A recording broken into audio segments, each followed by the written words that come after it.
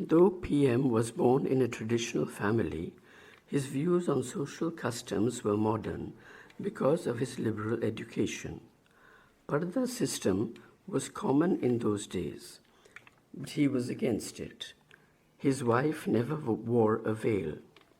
He encouraged his Muslim sisters to come out of their pardas. He was also in favor of giving independence of decision-making to children once they attained adulthood. Open inverted commas. He used to say, everyone has a right to commit his own mistakes. Close inverted commas, calls Anne. According to Mrs. Gujral, he was interested in Sufi literature because of its simplicity and lack of faith in rituals.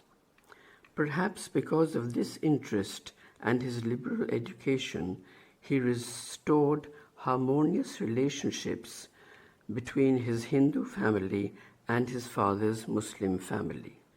Para. He married twice since his first wife was snatched away by death. She bore him a daughter before her death in 1917. He was in his early 30s only when she died, but he had no inclination for second marriage. However, during a long period as a widower, he was attracted to a girl who was younger than him by almost 20 years. He had known her from her childhood. She was called Ruki. The attraction soon became very strong. At one stage, Ruki told Mrs. Gujral later on she used to receive letters from PM twice a day, some of them running into as many as 42 pages. Finally, in 1935, they decided to marry. It turned out to be a long partnership of two souls full of dedication, affection, and mutual trust in spite of many odds. They were blessed with a daughter in 1938, named Anandamoy by PM. She later changed her name to Anne. Open inverted commas. PM was also a very devoted husband, close inverted commas, according to Mr. Gujral. Para. PM was drawing an attractive salary of 900 rupees at the Sindh National College as its principal when he resigned the post in 1923 to join the Karachi School for the Blind as its principal on a salary of 150 rupees only. Evidently, it was the combined decision of his Sufi heart and intellectually trained mind. It is not known, however, as to how he got attracted to the field of education for the blind. But one thing can be said with some confidence that he had started working for the blind before joining the field formally. A benevolent British officer, Mr. Rue, the then Commissioner of Sindh, along with his wife Ida and some philanthropically minded residents of Karachi, formed an association in 1918 called Ida Roe Poor Welfare Association, within brackets, capital IRPWA. Jamshed N.R. Mehta, the then mayor of Karachi, must have been one of the moving forces behind this venture. The Committee on Sindhi Braille was established in June 1920, and PM was deputed to this committee in December 1921 by the IRPWA. It is known from documentary evidence that he devoted himself wholeheartedly to this cause from the beginning itself. It is worth mentioning here that one of his cousins, named Chatur Malkani, was blind and had learned Braille by personal endeavor. Para. The Karachi School for the Blind was established on the 1st of April 1923. It was started in rented quarters but was shifted later onto a spacious 5-acre plot at Bandar Extension Road, made available to it by army authorities and the municipality. To begin with, it reminded one of asylums and shelters to the blind in the 19th century Europe, catering to the minimal physical needs of their inmates. Page 53. It was governed by the IRPWA. Therefore, it is not surprising to know that the school also sheltered infirms and old people with no one to care for them. Para. PM had, however, definite plan to base his educational venture on sound pedagogical principles within the limitations imposed on him. He had a, within inverted commas, vision of a good educational facility, but had to face a number of, within open inverted commas, financial handicaps in carrying out these ideas into practice, close inverted commas, according to Mr. Gujral, who visited his school sometimes. Some of his innovative ideas are worth mentioning here. He firmly believed in making blind inmates of his school independent in moving about freely on their own. He encouraged them to venture out of the school for walks and shopping. Some of the members of the management committee objected to this practice, but he did not succumb to their pressure. It turned out to be fairly successful. There was no major accident in 2 decades except a minor mishap in which a student was injured, according to Mr. L.R. Motwani, who stayed at the school from 1926 to 1947, first as a student and then as a teacher. Para. PM wanted, it seems, his blind students to have as many actual experiences as possible. He would insist on exploration by them. They would not be able to learn about the objective world without touch, he used to say. He would therefore take them out for excursions. One of the excursion spots that Mr. Motwani could recall was Manohara Island, some distance from the Karachi port. PM served the school to the best of his abilities for 25 years. Para. Braille is the tactile script used by the blind for reading and writing in different languages. This wonderful system was invented by a blind scholar of France during the first half of the 19th century. Page 54. Many other systems of reading by touch were devised before the advent of Braille, viz., reading with letters cut or carved out of wood, letters of alphabet represented by different sizes of knots and loops of rope set at different distance, letters of tin, as well as letters raised on paper in relief, had also been tried to make the blind literate. However, they were plagued with serious limitations and therefore could not meet the requirements of the visually handicapped.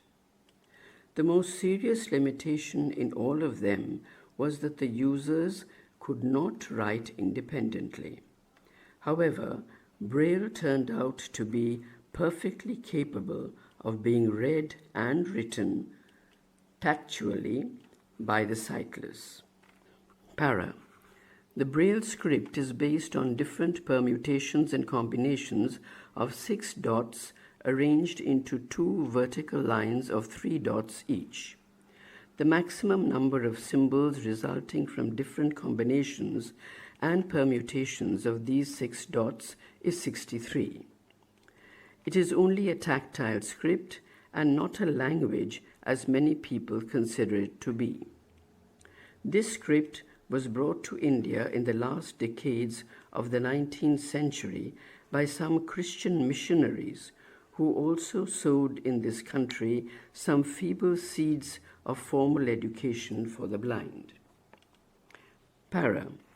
When schools were started in India for the visually handicapped, there were no uniform principles for adapting the Braille script to Indian languages. Its symbols were allotted to the letters of various alphabets in our country without using any specific principle. It therefore generated a peculiar situation of different Braille codes being used at different schools for the blind, even using the same language. Consequently, blind persons trained on one code could not communicate through written word with those trained in other code/codes, those speaking the same language. Page 55. PM was one of the first advocates of basing the Braille codes for Indian languages on some uniform principles. But there was a lot of opposition in his views. He had to fight tenaciously for 3 decades for the acceptance of his views on the subject of uniform code. It is evident from his paper entitled, open inverted commas, on Uniform Braille System for Indian Vernaculars, close inverted commas, presented before the Second Oriental Conference at Calcutta in January 1922 and published in the 2 issues of the Calcutta Review, open brackets, August and December 1922, close brackets, that he had knowledge of the pre-Braille systems of reading for the blind and development of Braille codes in Britain, USA, and other countries. He was also aware of the efforts being made for uniformity between British and American system of Braille. He had made enlightened references of Valentin Huet and Charles Barbier for their contributions towards the education of the visually handicapped. He had made a comparative study of the Oriental Braille code developed by Knowles and Garthwaite, the Shah Braille developed by Lal Bihari Shah, and Sheriff Braille, and the Indian Braille developed by Neelkantrai Chhatrapati. Para. In his opinion, the Oriental Braille was based on sound principles for meeting the requirements of Oriental languages. He considered Shah's code better than the Oriental Braille. Chhatrapati's code, according to him, was an attempt to have a closer relationship between English Braille and Indian Braille codes. He opposed it right from the beginning on the ground that it would cause more confusion. Open inverted commas, since Indian languages are more phonetic than European languages, close inverted commas. He said, open inverted commas, there should be one common system for all Indian vernaculars, framed in such a way as to accommodate within its general plan the few peculiarities of each alphabet without disturbing the common stock. The present state of confusion has been allowed to go on because no one has cared to look at the subject from the point of view of the good of the blind all over the country. Close inverted commas. Para. In addition to studying several codes for comparison, he consulted some philologists also to make his code scientific. One gathers from his writings that he availed himself of the expertise of R. L. Turner and I. J. S. Taraporwala two giants of philology at the BHU and Calcutta University respectively. The latter, open inverted commas, touched up, close inverted commas, his code. The then Vice-Chancellor of Calcutta University was also taken into confidence on the subject. He was clear in his mind about the importance of space economy in writing Braille. He was also in favor of maintaining affinity with the original code as far as possible without compromising the maximum possible uniformity among Indian vernaculars. The major points of his code were as follows. Number 1, he retained the original 7-line symmetry but made certain improvements in the symmetry of symbols in some lines which, according to him, would make it easier to remember. Number 2, symbols of the line number 5 were reserved for meeting the special requirements of peculiar sounds in some languages. Number 3, the symbols for punctuation and numerals were retained as in the English Braille. Number 4, long vowels were to be obtained from the short ones by adding dot number 4 to them. Number 5, the line number 7 was reserved for compound contractions once the necessary uniformity was achieved. Para. It was the cumulative effect of discussions at various fora, representations from different quarters, appeals emanating from a variety of important personalities that bore fruit in 1941 in the form of the establishment of a 14-member committee for drawing a uniform Braille code for India under the chairmanship of the then Education Commissioner to the Government of India, Mr. John Sargent. An expert committee of 5 persons to draw the code was appointed the following year. PM was included in both the committees. Para. The expert committee drew a code and submitted its report in 1943. The Central Advisory Board of Education affixed its seal of approval on the code since the reports from the state governments and the various agencies for the blind were favorable. The code was called, within inverted commas, Uniform Indian Braille. PM must have been pleased with the official acceptance of this code, but his happiness was short-lived. Para. During 1945, Sir Clutha Mackenzie established an informal group for drawing up a Braille code for India under his own chairmanship. It prepared a code and named it, within inverted commas, Standard Indian Braille. Sir Mackenzie then challenged the official code. It resulted in a lot of controversy. Para.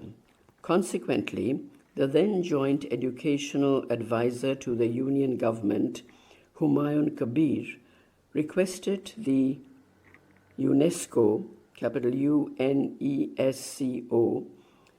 UNESCO, in April 1949 to consider the issue of Braille codes from an international perspective.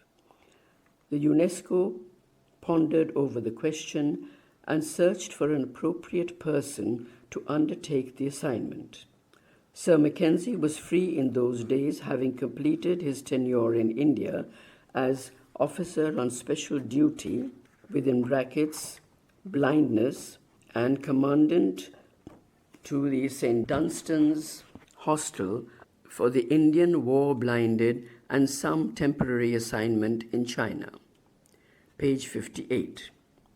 In view of his wide experience, considerable influence in the international field, and practical exposure to Braille due to his blindness, he was the natural choice of the international body, so he was appointed Braille consultant to UNESCO.